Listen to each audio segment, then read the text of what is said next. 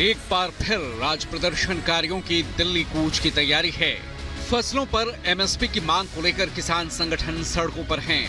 5 फसलों पर केंद्र के एमएसपी की गारंटी प्रस्ताव को खारिज कर किसान संगठनों ने एक बार फिर आज दिल्ली कूच की तैयारी की है। शांतिपूर्ण तरीके से दिल्ली जाने की बात करने वाले प्रदर्शनकारी आज आर या पार की तैयारी में हैं।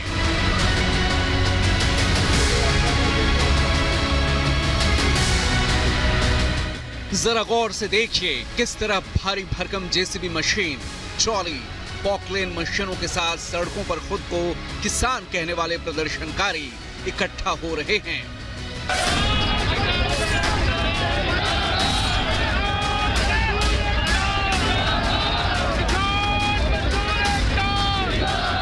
सवाल यह है कि जब प्रदर्शन के शांतिपूर्ण होने का दावा किया जा रहा है तो इन भारी भरकम मशीनों का क्या काम?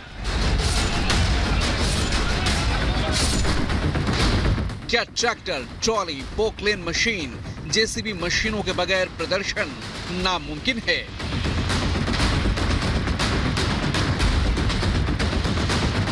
क्या प्रदर्शनकारियों की तैयारी प्रशासन के तमाम बैरिकेडिंग और सुरक्षा व्यवस्था को ध्वस्त करने की है?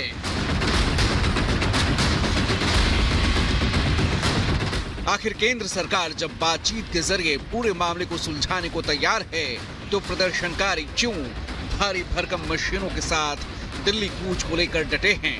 इन मशीनों को इस तरह से डिजाइन किया गया है कि इन पर आंसू गैस के गोलों का भी असर नहीं होगा। किसान जो है अपनी मांगों को लेकर डटे हुए हैं। उनका साफ तौर पे यही कहना है कि सरकार उनकी सारी मांगे मान ले, जिसके बाद सभी किसान जो है यहाँ से शांतिपूर्वक वापस लौट जाएंगे। तस्वीरों में देख सकते हैं हजारों की संख्या में किसान जो है अपनी हक की लड़ाई के लिए यहाँ मौजूद है। आगे बॉर्डर पे काफी ज्यादा बैरिकेडिंग और कटीले तार और सीमेंटेड ब्लॉक्स लगाए गए हैं और इन्हीं क्रेन के जरिए उन चीजों को हटाने की कोशिश की जाएगी।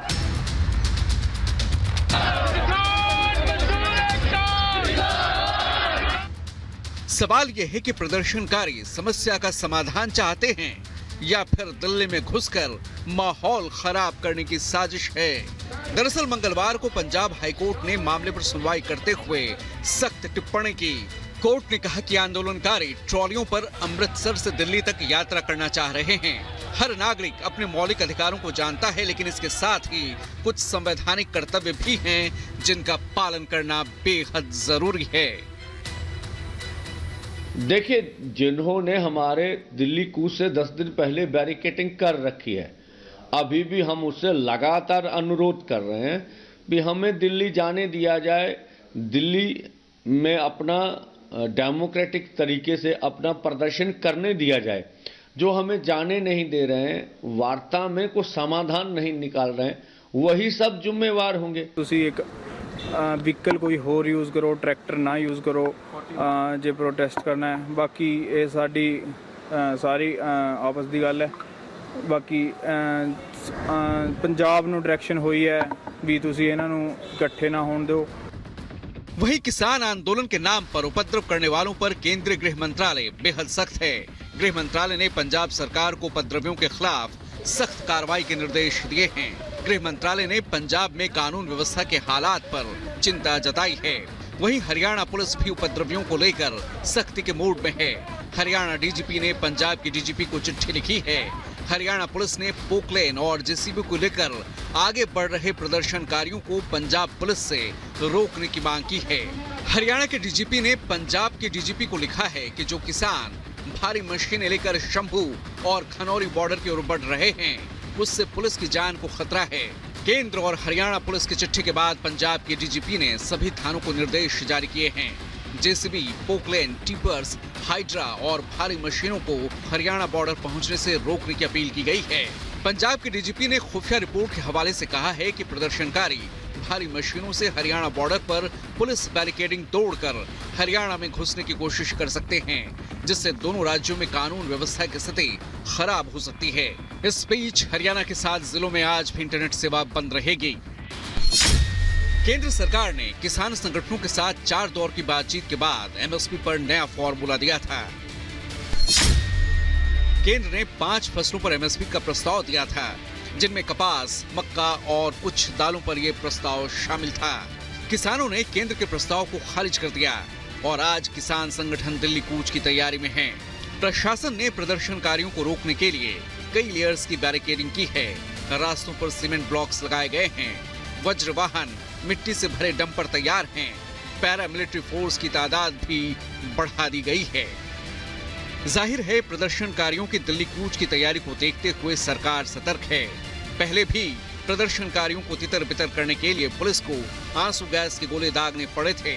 अब जिस तरह की तैयारी से प्रदर्शनकारी दिल्ली कूच की तैयारी में हैं, वो उनके मंसूबों पर कई सवाल खड़े करते हैं। Bureau report, Republic Bharat. और प्रधानमंत्री नरेंद्र मोदी आज 9वें रायसीना डायलॉग का शुभारंभ करने वाले इस खास कार्यक्रम में ग्रीस के प्रधानमंत्री मुख्य अतिथि हैं। रिपोर्ट दिखाते हैं आप सबको। वैश्विक कूटनीति विमर्श का एक बेहद महत्वपूर्ण मंच बन चुके रायसीना डायलॉग के इस वर्ष के आयोजन की शुरुआत प्रधानमंत्री नरेंद्र मोदी करेंगे। पीएम मोदी आज रायसीना डायलॉग के 9वें संस्करण का उद्घाटन करेंगे। 9वें रायसीना डायलॉग के मुख्य अतिथि ग्रीस के प्रधानमंत्री कायरियाकोस मित्सोताकिस होंगे। 15 वर्षों के बाद ग्रीस के किसी नेता की भारत की पहली द्विपक्षीय यात्रा होगी। आखिरी बार साल 2008 में ग्रीस के प्रधानमंत्री भारत दौरे पर आए थे। भारतीय विदेश मंत्रालय और ऑब्जर्वर रिसर्च फाउंडेशन के इस आयोजन के पहले सत्र में भारत और आर्मेनिया के रिश्तों के भविष्य व संभावनाओं पर चर्चा होगी।